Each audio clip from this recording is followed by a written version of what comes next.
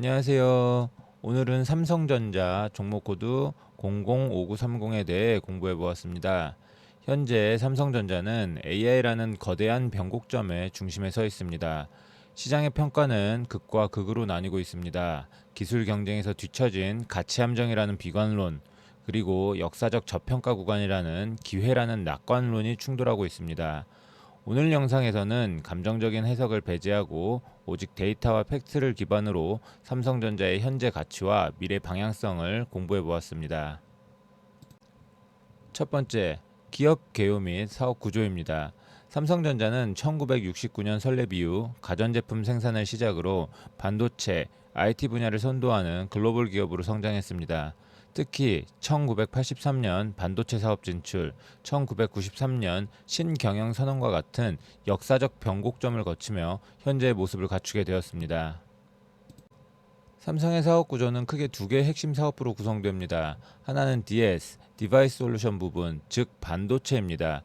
D램과 낸드 플래시 같은 메모리 반도체, 스마트폰의 두뇌 역할을 하는 시스템 LSI, 그리고 반도체를 위탁 생산하는 파운드리 사업에 여기에 속합니다.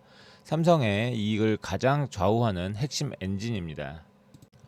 다른 하나는 DX, 디바이스 익스피리언스 부문으로 갤럭시 스마트폰, TV, 생활가전 등 안정적인 현금 창출원, 즉 캐시카우 역할을 합니다.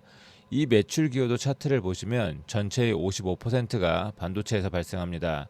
삼성전자 주가의 본질은 결국 반도체 사업의 성패에 달려있다는 것을 명확히 알 수 있습니다. 두 번째, 기술 경쟁력의 현 주소입니다. 현재 시장이 삼성의 기업 가치를 할인하는 가장 큰 이유는 바로 이 두 가지, HBM과 파운드리에서의 기술적 지연입니다.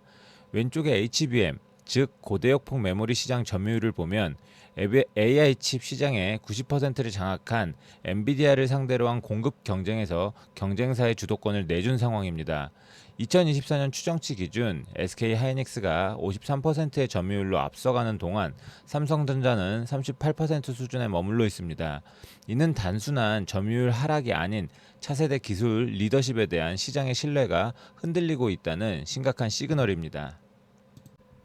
오른쪽은 파운드리, 즉 반도체 위탁 생산 시장입니다. 대만의 TSMC가 62%가 넘는 압도적인 점유율로 시장을 지배하는 가운데 삼성은 16% 수준에 머물러 있습니다. 야심차게 도입했던 3나노 GAA 공정의 수율 문제가 발목을 잡았고, 이는 주요 고객사 이탈과 신뢰도 하락으로 이어졌습니다. 이 두 가지 기술적 과제를 해결하지 못한다면 삼성전자의 주가 재평가는 요원할 수밖에 없습니다. 세 번째, 재무 상태와 실적 전망입니다. 하지만 삼성이 위기 속에서도 버틸 수 있는 근거는 아주 명확합니다. 바로 압도적인 재무 체력입니다. 왼쪽의 영업이익 그래프를 보시면 2022년 43조 4천억 원에서 2023년 6조 6천억 원으로 급감했던 실적이 2024년 32조 7천억 원, 2025년에는 48조 8천억 원으로 뚜렷한 V자 회복이 전망됩니다. 이는 메모리 반도체 업황이 명백한 상승 사이클에 진입했기 때문입니다. 더 주목할 점은 오른쪽의 재무 건전성입니다. 100조 원이 넘는 순현금은 그 어떤 위기 상황에서도 투자를 지속할 수 있는 전쟁 자금이며, 20%의 낮은 부채 비율은 재무적 안정성을 증명합니다. 이것이 삼성전자가 장기적인 기술 전쟁을 수행할 수 있는 근본적인 힘입니다. 네 번째, 가치평가, 즉 밸류에이션 분석입니다. 그렇다면 이 모든 상황을 고려했을 때 현재 삼성전자의 주가는 적정한 수준일까요? 왼쪽은 삼성전자의 역사적 주가순 자산 비율 PBR 밴드 차트입니다. PBR은 회사의 자산 가치 대비 주가가 어느 수준인지를 보여주는 지표인데, 현재는 약 1.2배로 역사적 저점 수준에 근접해 있습니다. 시장의 비관론이 주가에 이미 상당 부분 반영되었다는 의미입니다. 오른쪽의 경쟁사 비교는 이 상황을 더 극명하게 보여줍니다. 삼성전자의 PBR이 1.2배 수준인 반면 HBM 경쟁사인 SK 하이닉스는 2.4배, 파운드리 1위 TSMC는 무려 9.1배로 평가받고 있습니다. 이 극심한 밸류에이션 격차, 소위 삼성 디스카운트는 현재 시장이 삼성의 미래에 걸고 있는 리스크 프리미엄이 얼마나 큰지를 보여주는 직접적인 증거입니다. 다섯 번째, 수학 분석입니다. 지금까지의 내용을 전략적으로 요약하면 다음과 같습니다. 강점은 세계 1위 메모리 반도체의 지배력, 막대한 현금을 보유한 재무 건전성, 다각화된 사업 포트폴리오의 안정성, 그리고 폴더블 폰과 같은 하드웨어 기술 리더십입니다. 약점은 앞서 계속 강조했던 HBM과 파운드리에서의 기술 실행력 부진, 복잡한 지배 구조로 인한 고질적인 코리아 디스카운트, 그리고 경쟁사 대비 낮은 주주 환원율입니다.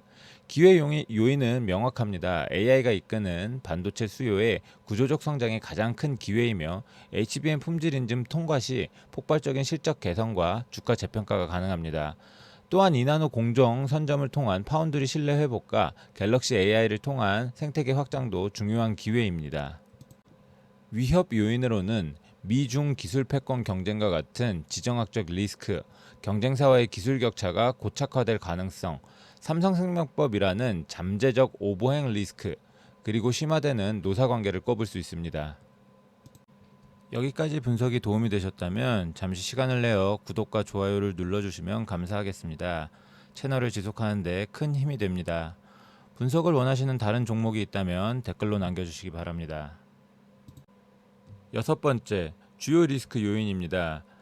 투자에 앞서 반드시 인지해야 할 세 가지 리스크입니다. 첫째, 지정학적 리스크입니다.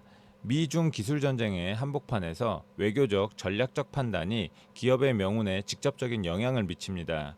둘째, 지배구조 리스크입니다. 복잡한 순환 출자 구조와 삼성생명법 개정 가능성은 잠재적인 오버행, 즉 대규모 매물 출회 우려로 작용하며 주가를 억누르는 요인입니다. 셋째, 노사관계 리스크입니다. 과거와 달리 노조의 영향력이 커지면서 이제 노사 갈등은 생산성과 비용에 직접적인 영향을 미치는 상시적인 변수가 되었습니다.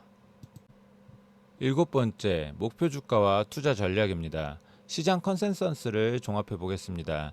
투자 의견은 대부분 매수입니다. 12개월 목표 주가는 평균적으로 92,000원 수준으로 약 28%의 상승 여력을 기대하고 있습니다. 핵심 투자 전략으로는 분할 매수를 제시합니다. 단기 변동성을 활용하여 가격 조정 시 비중을 확대하는 전략이 유효하다는 판단입니다. 마지막 여덟 번째, 나라면 투자할 것인가? 저의 최종 판단은 분할 매수입니다.